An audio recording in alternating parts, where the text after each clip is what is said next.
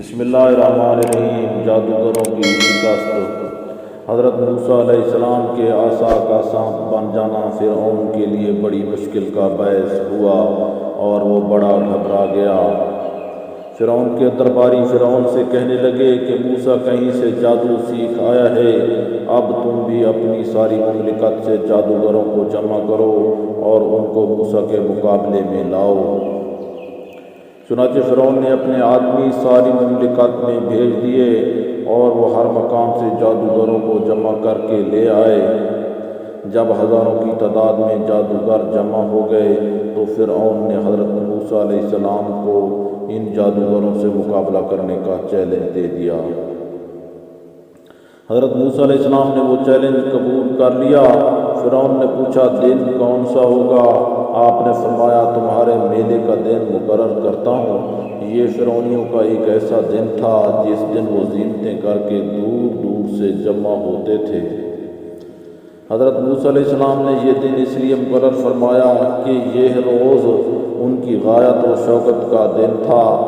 اس دن کو مقرر کرنا سب لوگوں پر حق واضح کر دینے کے لیے تھا۔ چنانچہ جب وہ دن آیا تو ہزاروں جادوگر مقام مقرر پر پہنچ گئے اور حضرت موسیٰ علیہ السلام بھی تشریف لے آئے۔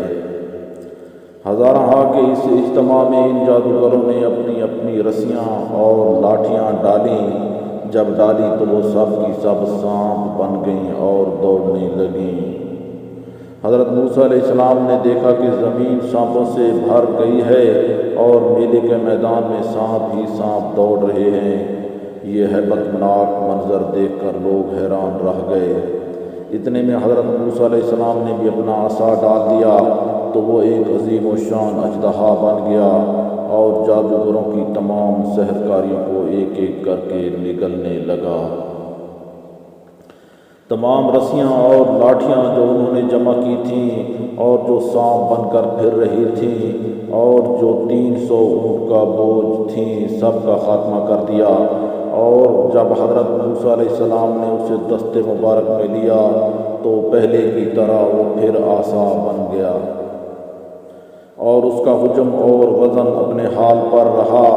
یہ دیکھ کر جادوگروں نے پہچان لیا کہ عصائے موسیٰ سحر نہیں ہے اور قدرت بشری ایسا کرشمہ نہیں دکھا سکتی، ضرور یہ امر آسمانی ہے۔ یہ بات سمجھ کر وہ سب کے سب آمنا برب العالمین کہتے ہوئے سجدے میں گر گئے اور ایمان لے آئے۔